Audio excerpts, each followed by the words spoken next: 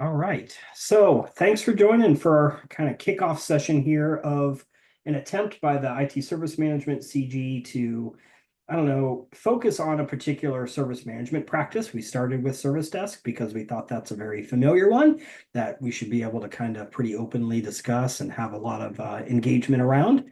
And our hope is over the next coming months that we'll switch over when we run out of things to talk about the service desk, and we'll pick another service management practice, maybe change management or project management or any number of them. So that's the general plan, and we hope to have a variety of pop-up events over the next couple of weeks. So the hope is this session will surface some ideas that we may want to talk about in more detail.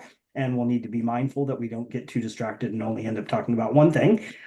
Goal here is to survey and maybe talk about a lot of things and identify those opportunities. And we'll try to pop up some other things. So welcome to my panelists, or our panelists today, for having this discussion. Thank you guys again so much for being the brave souls to come out and kind of share your stories. I think these go a lot better when we have some people to kind of speak their truth. And we do intend for this to be fairly interactive. We have prepared a few questions in advance that we'll start with, but I am going to be monitoring the chat, and I will do my best, folks, to work everything in that you want to see asked. And we'll suspend some of our prepared questions if we need to before the end. And so with that, I'm going to have our panelists spend a few minutes just introduce themselves, where they're from, and maybe tell us a little about their service desk, and then we'll dive into the questions. So Jennifer, if you don't mind starting us off. Sure. I am Jennifer Sterner, and I am the Assistant Director of Service Management and User Support at the University of Illinois at Urbana-Champaign. And so I lead our Enterprise Service Management Office and then our campus service desk. Our service desk right now, we support all of campus, and we also support retirees. So we have a really big scope. We are one of the only Big Ten universities that I've talked to who continues to support retirees. We have right now 10 full-time employees who focus mostly on that tier 2 level of support, a little bit of tier 2.5 support, not quite tier 3. And then we have 50-ish student employees who do our entry level support, and they really focus on that phone support, that walk-in support, and that those more entry level tickets. Yeah. Great, thanks, and again, thank you for being here. Have Corey go next, please. Yeah, hi. My name is Corey Donovan. I am the Director of Service Operational Excellence at the Global NOC at Indiana University. It's a big title, but we're a little bit different in that with the Global NOC, we are based out of Indiana University, but our service desk primarily supports projects outside. We have about 37 different projects ranging from national networks, international networks, federal networks, that type of stuff. And we provide, among other services, the tier 1.5 service desk for those networks and keeping connectivity up. One of our biggest ones is Internet 2, which a lot of colleges, universities connect to for the commodity internet and other things. We have about 45 staff that are full-time in our team and another 4 that are part-time. Kind of a new trial program we're starting with, having part-time internship operator type roles.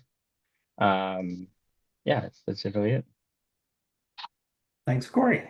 And by no means least Lisa, if you want to go next. Yeah. Hi, I'm Lisa Burley. I'm an IT customer service manager in the College of Letters and Science.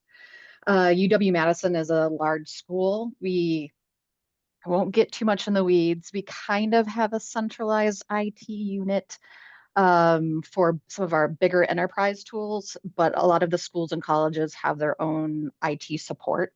College of Letters and Sciences is a very large college here. We have 39 academic departments within our college. We have 45% of the total university's enrollment. So our team handles supports between 20 and 30 of those academic departments. We support faculty, staff, instructors, TAs, or graduate students. We have 4 full-time staff that work with the tier 2, tier 3 support. We do not as quite as many as Jennifer. We have 16 undergraduate students that help us. And they are, first line of defense, tier 1 support, not only for desktop support, but we also manage classrooms, technology-enabled classrooms here. So our student staff also help instructors who are having a hard time, why the camera isn't showing up on the Zoom call or something like that. And then we also do equipment loaning. So that is laptops, Mac and Windows, projectors, adapters are very popular, or like remotes for slide presentations and stuff like that. And we also help manage a computer lab, one of our few computer labs left on campus. So we keep our undergrads pretty busy with a lot of diverse things that they need to know to support our customers.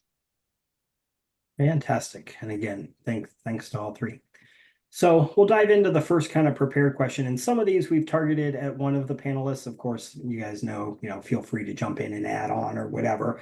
And again, if folks have anything they want to add out there, I believe everyone should be able to unmute, or you're welcome to use chat. This is meant to be very conversational. So if you want to join the conversation, by all means, please do. So first question we have lined up, dealing with customer satisfaction. And we picked Jen to kick this one off. So how do you measure and act on customer satisfaction feedback, and what feedback mechanisms have you found to provide the most insight, be the most insightful? So I was thinking about how I wanted to answer this one a little bit, because I think I could talk probably the rest of the hour just alone on this. Yeah.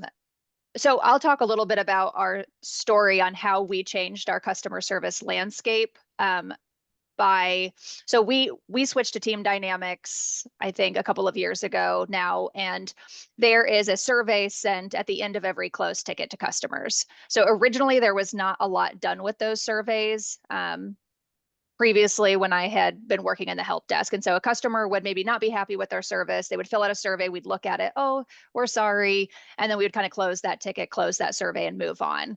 Well, at the time, our customer satisfaction was around 80, mid 80s, which is good. I mean, 85% for customer satisfaction when we're getting 8,000 to 10,000 requests a month is good. But we really wanted to brainstorm on how we could take that to the next level. How can we use our customer satisfaction surveys and dig into the meat of those scores? And so we worked with some of the problem management team at the time. We worked with some of the other groups to set up a root cause analysis process where we take every single survey that is marked as we aren't happy, or even a survey that indicates they might say they were happy, but maybe the comment that they leave is like, oh, maybe you're not that happy. So we will dig into each of those, and we use a scale to determine where the problem arose. So was the problem actually in the customer service from the student? Was the problem that the knowledge base article was off? Is the problem that there was actually an outage with the service? And so we started every month correlating all of that information, and then we would and one of our biggest finds was that our knowledge was just not updated. And so we found at the time that 10% of our surveys were because we were just giving out wrong information, our students were. And so we set up a process to work with our offering owners to help them, because obviously that's a big task, asking to keep all of your documentation up to date at all times, every change. We know that that's a lot. So we partnered with offering owners to help keep their documentation up to date. And so that alone took us from an 85 and jumped us right at probably like a 90%. Like we saw that increase 5% in a few months just with knowledge management. The second thing we identified through those were the training for our student employees. And so we were able to find through doing that analysis that we were missing pieces of training. So we have a really robust training plan, but that we were completely missing a section of training for the students. And so we were able to identify that as well. And I'll go ahead and share this just because we're working on it right now in the chat. Well, maybe.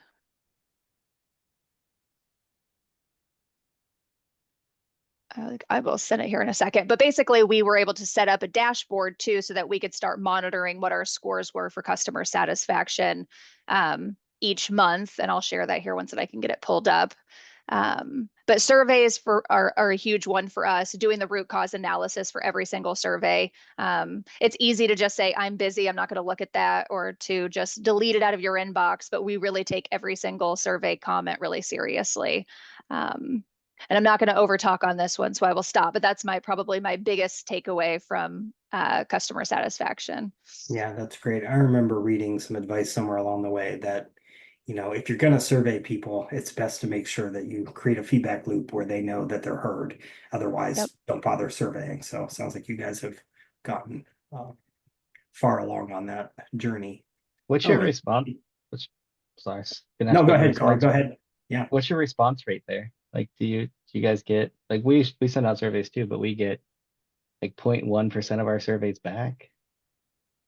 We get, it depends on the time of the year, if I can be honest. At the beginning of the semester, we will get probably 30 to 40% back. Once you get deeper into the semester, we get less surveys returned.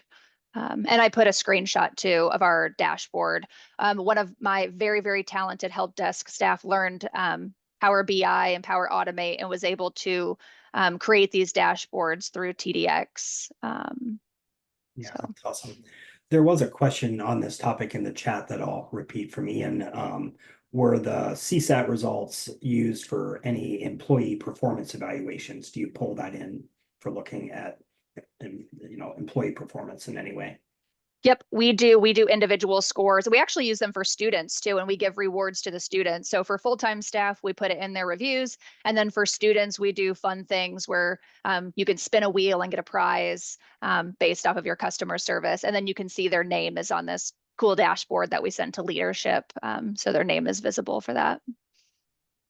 Another follow-up question from Heather about the type of survey, and maybe, I don't know if anyone wants to highlight the kind of questions, are these long, quick? What questions do you ask on your satisfaction surveys? Do you want me to take this one, or Yeah. Lisa, Corey? Yeah. So on ours, it's interesting because it's a thumbs up, thumbs down, or it's like smiley face, actually. It's green smiley face, red smiley face, and then a yellow one. So if they click any of the buttons, it automatically records the survey. If they want to add more, they can, but it records it before they add comments. And even with that, we still have such a low rate. We're still at like 0.1%. We're currently not sending out surveys to our customers. That's something we've discussed, and we're growing in terms of our user base. So that's something that we're going to be taking a look at this summer to see what we want to implement. Great, thanks. Okay. And Heather, I'm gonna move us on after I ask Heather's one more follow-up question from her about, for those that are doing with tickets, is it every ticket, or is there some kind of I don't know, sampling, I guess? Maybe for Every Corey, ticket for us, yeah. Yeah, every ticket. Jen, do you guys do it every ticket, or is it sampled? We do every ticket. May I ask, is I that muted both myself. incidents and Wrong button. service requests? I'm sorry, say that again. I'm sorry, Adam Marks from Business School. I wanted to ask, do you survey just your incidents, or are those also service requests? Do you differentiate between them when you survey? We survey anything that is tied to a person. So incidents, service requests. If they had a problem, which is very rare, they would also get one there too. Thank you.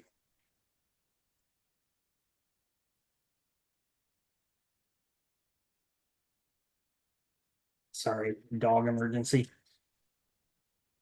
Back. Okay, awesome. Thanks for jumping in. Okay, next question. Jennifer, I think had kind of teased, and this one we will have maybe all three panelists had interest in answering this one a little bit.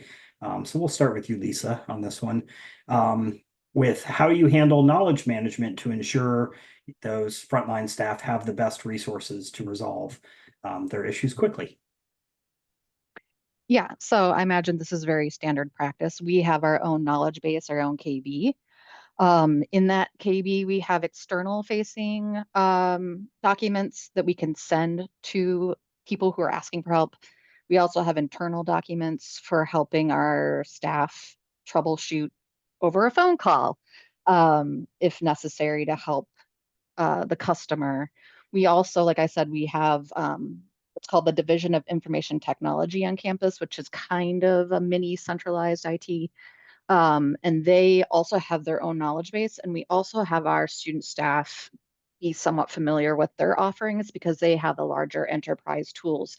So what we want to avoid as possible is if it's something simple, like, hey, I don't know why my camera is not on Zoom, that's not technically us, that is do it. But if it's something simple like that, we do want our staff to just take a quick, 3-5 minutes walking through a customer about that so that we're not constantly shuffling people around and giving them numbers to call instead of helping them for something that's very simple. So yes, we are looking at our KBs. We look at them regularly to make sure they're up to date. I know that Do It does the same. And then if we get a support call or something that comes in and we realize that we don't have enough, we need a new KB created for that. For instance, we're going to be taking on some more classrooms in a different building than ours. So we need to create some KBs for our student staff on how to troubleshoot that technology in those classrooms, even if they're not physically there. So as much as we can, providing KBs to send to our customers, as well as like really strong internal KBs to help troubleshooting so that students can type in keywords and have what they need in front of them to walk a customer through something. Thanks. Corey, you A want to lot, jump next? Yeah. yeah, a lot of our documentation is internal, primarily because we focus on network support more than anything. And a lot of what happens there is people call us and then we take it from there. We're responsible for providing them with updates. So there's not a lot that they need to know on their side. But we do have on my staff a knowledge manager whose main responsibility is to develop the strategy around knowledge and to build the knowledge environment. Now, they can't be an expert on everything. I mentioned we do a lot of different networks, but they help those that are experts get it out of their mind and into the documentation environment. And then we do our best to train our staff on how to do it and making sure that they know how to find the right document at the right time. Because the hardest part in a lot of this is knowing that something exists so you know that it's weird and different. And so we're trying to find ways to make that better too by tagging documentation to alerts that we get out of our alerting system or tagging inside of our ticketing system, tagging documentation to incidents or the problems. So it's been a hard struggle over the last couple of years, but it's getting a little bit better as we get better at documenting. And we've been doing it for 25 years now, and a lot of our documents haven't changed in maybe 10 or 15 years. So we're also in the process of using our knowledge management role to rehash all that, go back to the beginning and say, was this the right choice when we put it in place back then? And if not, how do we help out? And the one thing that we found is that as a knowledge manager, as a subject matter expert, you want everybody to know everything. You want them to just have it all on their plate and be able to do what they need to do. But that's too much for a lot of staff. It's too much to do that for everything. And so our focus lately has been on getting them the bare minimum they need to do that task. They don't need to know the history. They don't need to know why we decided to do it this way. They just need to know, how do I help this person out? What's my next step? So we've been doing a lot of that as part of our refresher. Thanks, Corey. Yeah. Jen, anything you want to add? No, I think I touched just to Yeah. make sure we have enough time. Okay. Yeah, that sounds great. All right. Next question actually, sorry, there were a couple in chat, so I will kind of throw those still on the knowledge management. Mike asking, who does that knowledge management work for you in your organizations? Is it all out of the service desk? Is it other subject matter experts? Kind of how is that burden shared? One of the things that's big for our team is that we're considered the ITSM experts. So when it comes to process and procedure, even though engineers around us are more technical, they come to us for how to process that and communicate with staff. And they come to us for talk about how the community should be engaged or the vendor. So that makes it, we might not have all the knowledge, but at least they come to us so that we have a consistency and best practice across those procedures. Lisa or Jen, who does your authoring? Maybe another way to ask this question, is it all out of one person or is it shared? We have kind of one point person, but we have multiple people that can work in our knowledge base. That same, when Corey put that he has, or said that you have a knowledge manager, I instantly was envious. It only took us like 24 years to get it. We've only had one for about a year or two. So Yeah. I get it. Matt asked a question about anyone have any success trying to have metrics around tier 0 support, self-help. Yeah, it's kind of what I thought. I mean, I'll add, not as a panelist, but this is a question that comes up a lot in the metric space that I'm heavily involved in. And no, I don't think anyone has come up with really good deflection metrics. You know, you can look at page hits and stuff like that, but to know if it's successful is a whole nother thing. So On the page hits, it's hard for us to know if they got there by accident or did Yeah. they actually go there because they meant to use the procedure. Yeah. It is one thing we're looking at ServiceNow to maybe hold some of our knowledge in there. That's our ITSM solution.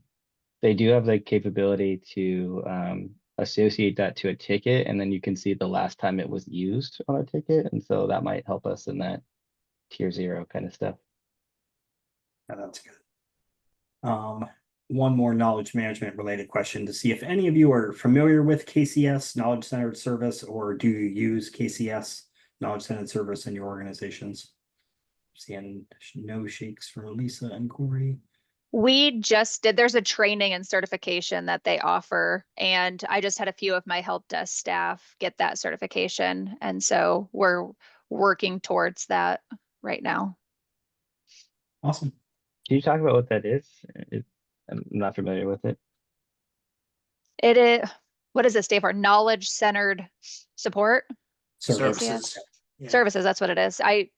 And so we took it just because it gives you the framework for creating knowledge management, basically.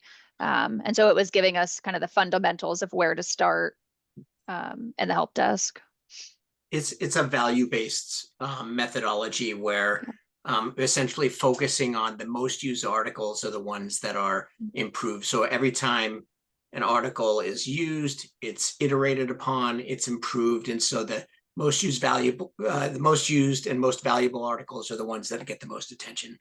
But it presumes that knowledge is not owned by a particular group. So it's a bit of it's a different way to think about knowledge. So yeah, I'm gonna put that I did not take the, oh, go ahead. I was just saying, I'm gonna put that in my memory bank so I can look at that after this call.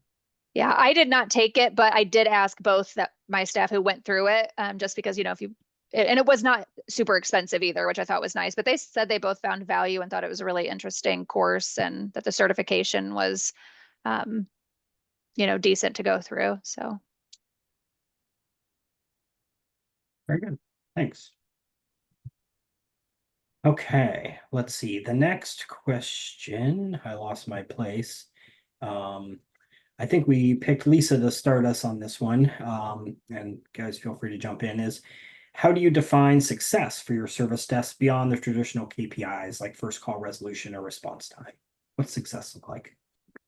Yeah, so in customer service, I feel like there's two sides of that coin, right? We want our customers to be satisfied and getting what they need. But we also focus a lot on the success of our staff. So students, and those of you who have students understand that like we only have them for 10 hours a week. We have them for as long as they're enrolled here. So we've got turnover and a fair amount of turnover. So we're looking at things of how confident are our student staff in the work that they're doing? Do they feel supported? Are they engaged? Do they feel a sense of community here? And we along with performance evaluations, ask them what I call like stay interviews of like, what do you like doing the most here? If you could do more of something, what would that look like? Or what is the thing that you like the least? If you could stop doing something, what would it be? Not that we can make any promises. But I think that the success, because we're relying on undergraduate students for so much of our support, it's really important that they feel successful and they feel accomplished and they feel very positive about the work that they're doing. Um, and so I feel like we can't say that our service desk is successful without having that piece there as well of making sure the students are learning and growing, right? They're humans, they're learning, they get trained, they make mistakes, letting them know it's okay to make mistakes and that people do that. But the idea is that you learn from your mistakes. And so I think also gauging like how much the students are growing and gaining knowledge and confidence in these different areas of support. Great. One metric that's not a metric that I look at is how often do I have to get engaged? You know, if everything is working smoothly, I get to sit on the beach and drink Mai Tais and eat bonbons all day. But I can tell when things are going less good, good when I have to get involved or when people start to call me about problems when they start to bubble up to my level. So it's not a real metric, but it's one that I look at to kind of gauge how today's going. That's insightful. Thanks, Corey. Unless you have anything to add, Jen, I'll move us down to a question for you. So feel free to jump on that if you have anything, which is, what do you think are the biggest misconceptions about the service desk from IT leadership and other parts of the organization? This one was interesting timing because I was just talking to my manager about this. And so our service desk, we support, like I said, the entire campus. We have a big scope. And the biggest misconception I feel, maybe not with our leadership team, but the organization, is that we just reset passwords all day. I've actually had people tell us, well, they can't do that, or your students can't take that on. And that's so not true. We have some of those.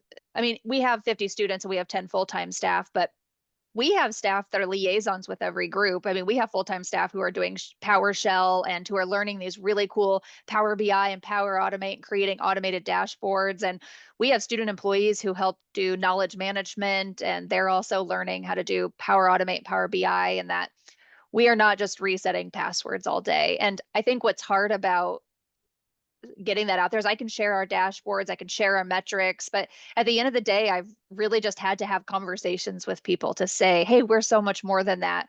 And it's been a really big culture shift and creating those partnerships and being really intentional with meeting with offering owners and people from leadership and the directors team to make sure I'm having those conversations about everything the team is doing. But it's a lot. Yep. Yeah, it's great. Anything, Corey or Lisa, you want to add to that in terms of misconceptions? I would say, I don't know if it's a misconception, but just the idea, like almost the opposite of Jennifer is like, oh, we need to take on more. The students will do that. Um, and and having this expectation that they are gonna know that information quickly. So I think there's always this expectation of, the students can start doing that tomorrow. And so just realizing how much training and time it takes to train 16 undergraduate students that are only there, a couple hours at a time, and that takes time. And I don't think people really understand if you want proficiency that quickly, it's hard to do. I think that I didn't have anything before, but just to add on to that, we get the same thing. You know, it's like we want to make a minor change. How quickly can you do it? And when I say, hey, I need a week because I have shift staff, like some of them aren't going to be in for a couple of days. People don't understand that, it takes time when you're trying to hit 45 different people across 24/7, 365. Yeah. So kind of a common theme in there is it's got to have value, and yeah, whereas that, it's got to be worth it, basically. Yeah. Cool. Next question we had lined up for you to start, Corey, which is, what strategies have been most effective in advocating for the value of the service desk within, I guess your partnerships, your institutions, so forth? Yeah, a lot of it is honestly being open to new ideas and being willing to take some things on, even if it is going to take time, as we talked about.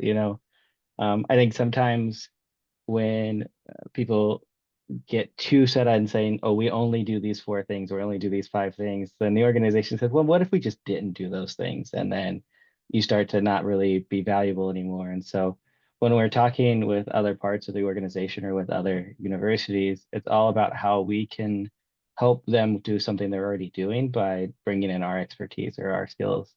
How can we provide additional value for the same or a lower cost in some situations? And we can't do everything, which is something we already talked about. But if it's close enough, just being open and willing to take that thing on and to learn about it and grow into unconventional areas. Uh, that's how we kind of started to branch outside of IU and done a lot more since then. It's just being open to hearing that.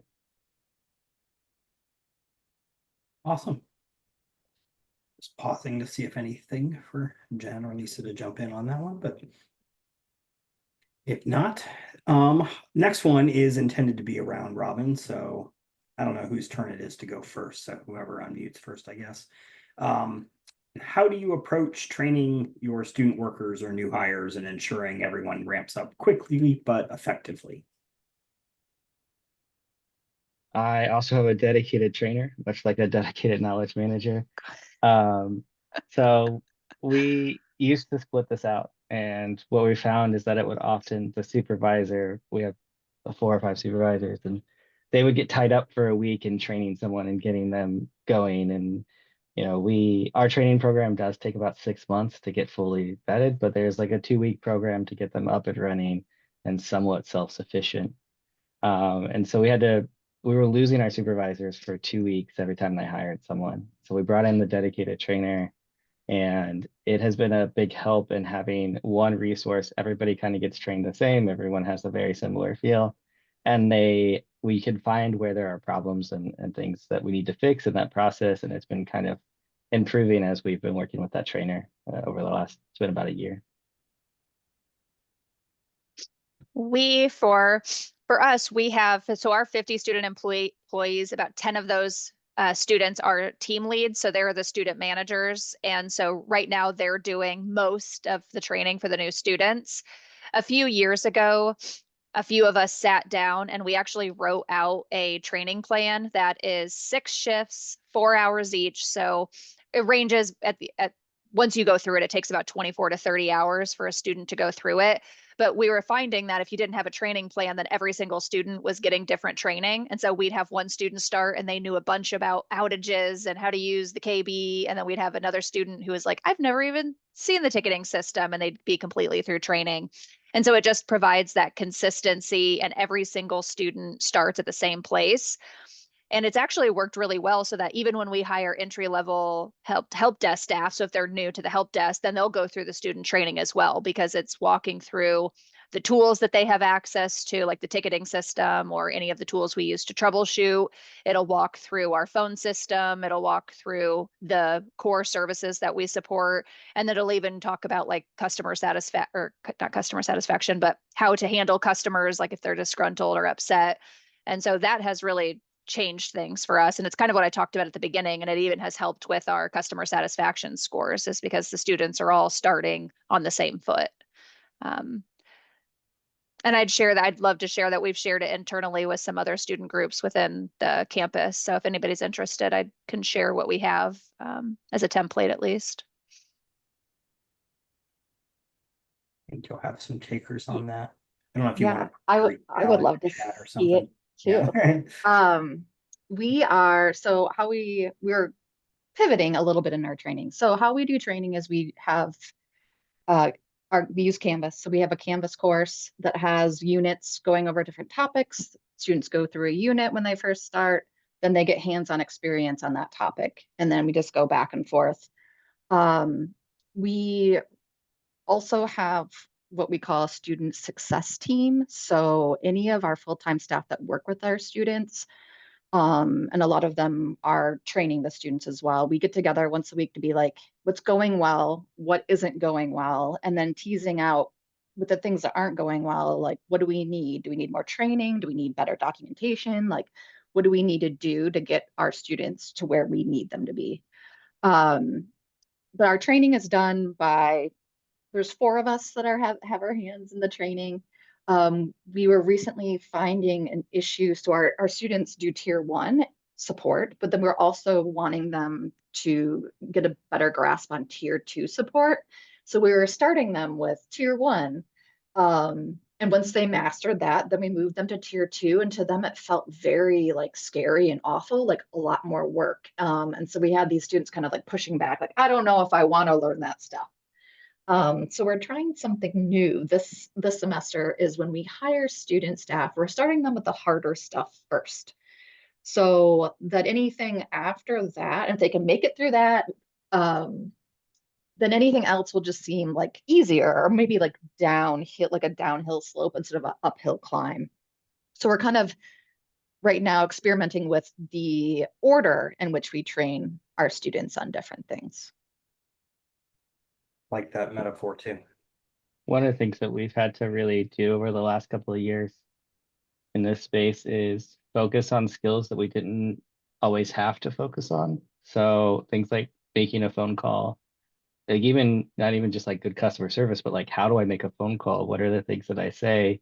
Or how to use instant messenger or how to use email? Because we're finding that it's not a common skill anymore. And when you think about like my personal life, I don't use those either.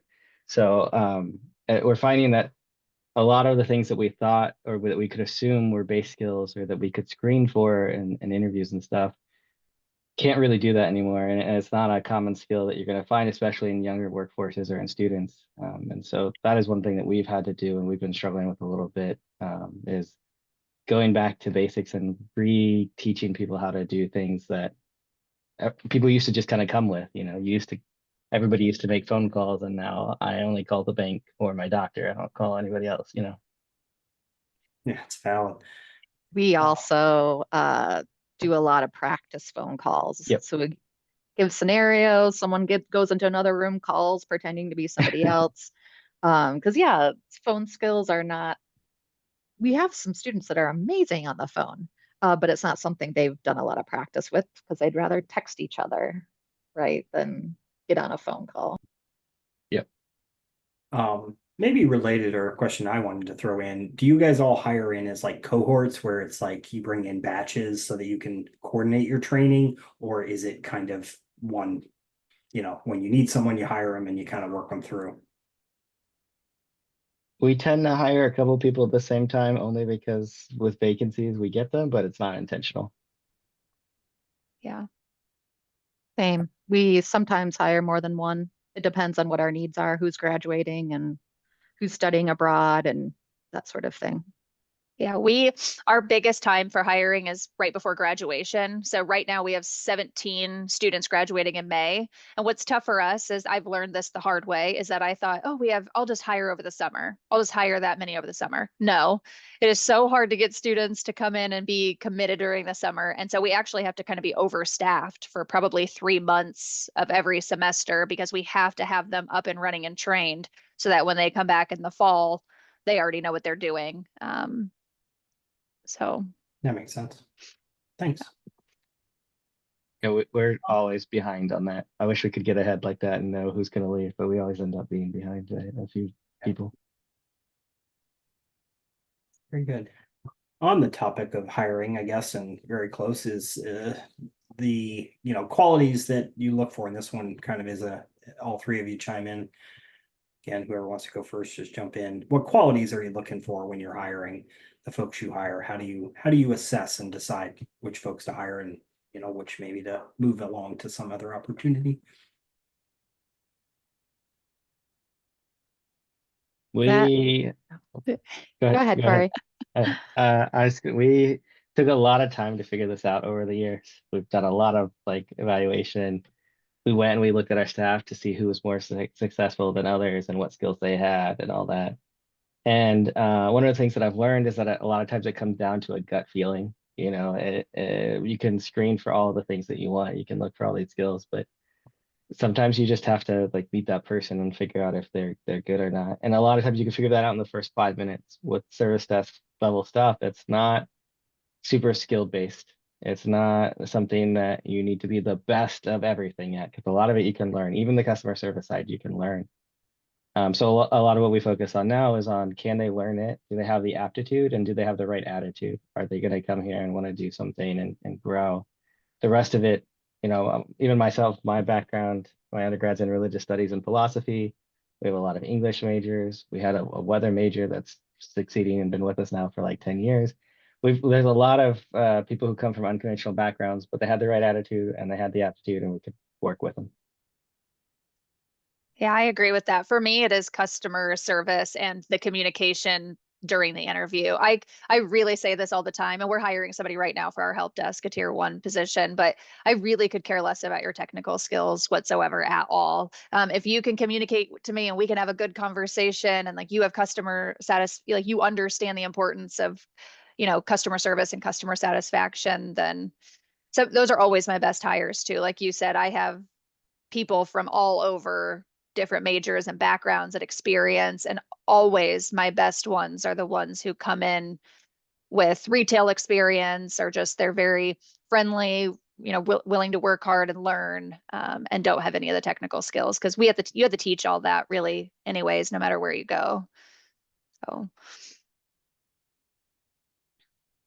Yeah, I don't have much more to say. Is similar. We do focus on customer service. And I'm guessing Jennifer is similar, but when we advertise, we get 100 to 200 students applying. So it's not a matter of not having enough candidates, it's having too many and trying to narrow that down. So we are looking for customer service. Also, we can train technology, but we want to obviously find someone that has some technical background as well, or at least a strong interest. And I think most of it is teasing out like how much it brings people satisfaction to help others. Because if you don't like helping others, customer service, like we've all been with those people, a customer service person who's in the wrong field. So similar to what Jennifer said, can they interact and hold rapport with someone, and communicate well and have an interest in helping others and curiosity about technology so that we can train them in the things that they need to be trained up on. Yeah, good Have you guys stuff. seen an increase in applicants over the last couple of months? We had one of our positions on one of my other teams that had 700 applicants, and normally we get like 50. We are drowning in applicants. We went through, and about 400 of them are actually qualified, which is still an atrocious amount that I'm struggling to get through. So we think that people are fleeing, the private sector. They're getting out of government positions or whatever. I don't know if you guys have seen the same thing, but we just have an overwhelming amount of candidates. not to that level. That is a lot. I would probably pass out if I had to go through those. But we had 90 on the newest search I have right now. And I thought, I mean, my jaw dropped when HR told me 90. Yeah, I guess a question I should have asked up front, so I'll ask it now. Are all of you, is everyone work from the office? Is it work from home? Is it some hybrid? Kind of what's your situation? If you don't mind each kind of answering that. In the office, Monday through Friday. We're transitioning back to in-office in about a month. We have been mostly remote the last couple of years, but we're finding that it's a lot harder to maintain in the service desk. There's a lot of teams around us that are successful remote, and I think remote work works for them. It just isn't working for us. Yeah, our student workers are full, on campus, and then full timers are hybrid. Thanks. Kind of continuing the thread of hiring and thinking about career growth. We flagged Corey for this one, but Lisa and Jennifer, feel free to jump in. But how do you support your employees' career growth and professional development? One of the things that we ask them when they join, and then a couple of times throughout the year, is, what do you want to be when you grow up? Because as soon as I figure it out, I'll tell people. But we It's very important. No one grows up wanting to be a service desk technician forever. Even nowadays, I've got a 4-year-old and people are like, do you want him to grow up to be like you? And I'm like, hopefully he has bigger aspirations. I love my job. I love where I work, but service desk is not something that you dream about. And so we find that a lot of people come there because it works for them at that time or it gives them the opportunity to grow. And so we do our best to continue to support them. We have a robust professional development program where we will pay for certifications and other things. From a practical standpoint, we found that it extends the life that they're with us, as they're learning and growing and doing those types of things. They also come then with skills that they didn't have when they started. So we'll pay for things like a CCNA if someone wants a network cert, or if they want to go the systems route, we'll look at some of the Red Hat certifications that are out there, or some project management certs, and just being really supportive of that. And then we give them 2 hours a week to do professional development on the clock so that they feel encouraged to do that. I say about 30 to 40% of them actually take advantage of that, and take us up on it. But it's been really great. We've seen it really support our staff in a lot of the things that we do. We can't do a lot in paying a ton of money because we're a university. We can't do a lot in guaranteeing raises for the next 20 years. So it's kind of like a nice little nugget to help people out, as they're looking to grow. Yeah, we exactly what you just said. I think it's okay. For the help desk for us, for the service desk, it's okay if it's a stepping stone. And I want them to know, like, I don't want you to feel like you're tied to this job forever. I want to help you get to the next part of your career. And so doing that and enabling them, I think helps with job satisfaction too. So they don't feel like they have to go behind my back and apply for jobs, or I want to help them get to the next step, if they do a really good job, in the service desk. And a lot of our students, I mean, some students just want a job, right? They want money, it's convenient that it's on campus. Um, and they want to do their job well, but they're not planning on doing this work later. But we do have some students who are in computer sciences or engineering, and like Corey said, we do ask our employees, like, you know, is there something you would want to do or know more about? So if we have students that are interested in different things, we try to use our connections to either internally in our department, oh, you're interested in cybersecurity. Well, we don't do that, but our colleagues over here do. And try to see if we can give people opportunities like that. And just I've been on campus for 15 years. I know people in lots of different areas. So even one of our students was like, do you know if the communications department does internships? Because I would really love that. And I was like, I don't know, but I know the director of communications. I'll ask her and see what happens. Um, so yeah, for the students who are looking to be in IT as a career, we try to plug them in the networks that we have as much as we can. Very I good. like that connection between other departments. We've had people come to us from other departments and we've sent them to other departments. We have a security department that we send a lot of people to because security is hot right now. And I think a lot of people come to the university for those connections. We always say it's hard to get in at IU, but once you're there, it's hard to leave. And so it's great to be able to help people grow within the university. Yeah, a hill I'm willing to die on is I believe that all positions across IT, business relationship managers, project managers, CIOs, I don't care, pick the job. If you started at the service desk, you're going to be better at that job. And I'm willing to die on that hill. So, so appreciate everyone does to prepare all of our future leaders because I think it's important. The last prepared question we have, and so folks, if you've got things you want to be jumping in chat, we do have, we're getting near the end of time, but we might have a minute to pick a few up, is for all three of you. And it's really just to talk about the future. So what do you see as the biggest challenge facing service desks in higher ed today? And what thoughts do you have on addressing it? Budgets. Yeah. I think Isn't that that always the answer? Budgets. Yeah, I think the current landscape and the thing that my staff are most concerned about is the state of higher ed in general. Because as we kind of talked earlier, a lot of people see the service desk as like, oh, they can just do it, or other things. And I'm concerned not so much about my staff going away, but more stuff falling on them. As other departments at the university are looked for efficiency, as we start to lose funding from the NIH and the NSF and from others, more and more to like areas today that kind of handle their own stuff are going to go away, and that work has to go somewhere. It doesn't go away. And so I'm worried for my staff and their positions, but I'm also worried that more and more work is going to end up on them. More things from, like some of the HR departments or from some of the administrative departments where somebody today handles this part of your paperwork, but tomorrow you have to do it yourself. And we've seen that over the years. Travel is one that IU has slowly pushed more and more to people and less towards departments. And that's been difficult for our staff to adjust to. And I think that we're going to see more of that as the climate kind of is where it is. And yes, budget, also being asked to do more with less, I think is always a concern.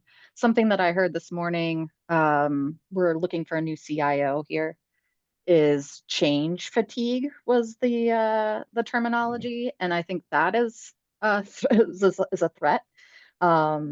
We are changing a lot in the college right now, and our student staff, like, we're getting new customers this semester, then we're changing our ticketing system. Like, things are just constant. We're taking on new customers, we're taking on new services. And so just constantly pivoting, and that takes a toll as well. Because you never stop doing anything, you just start doing more. Yeah.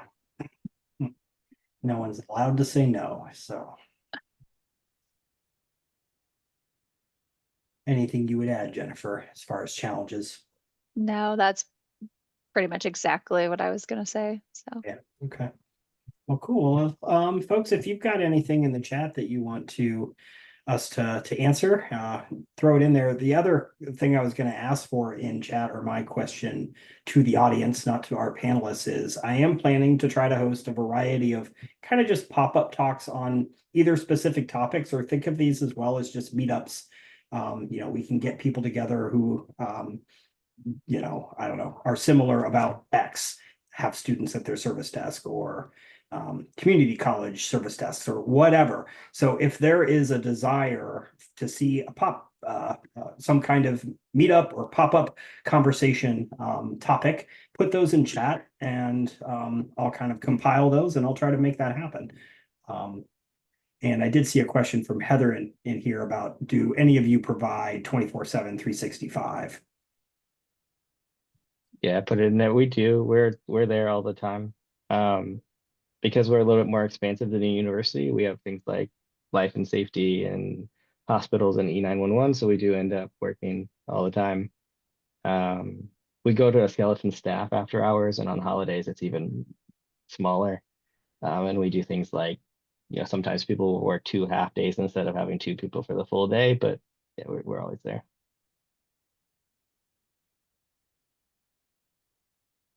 Cool, thanks. Well, very good. Well, again, I'll leave the chat running for a few minutes as we wind down. I do want to be respectful of everyone's time and get them to their next top of hour Zooms, wherever they may be. Thank you so much, Jennifer, Lisa, Corey, for jumping in here today and kicking this series off. And I think so many insightful. It's always interesting to me, there's so many things that were very similar across all of the help desk environments, service desk environments in higher ed, but there are some ways you are all each unique and special, and it's great to see those things highlighted. So thank you so very much, and I appreciate you, and I hope everyone has a great rest of their day. I was going to say afternoon, but some of you are probably just about having lunch. So thanks. Thanks, everyone. thanks.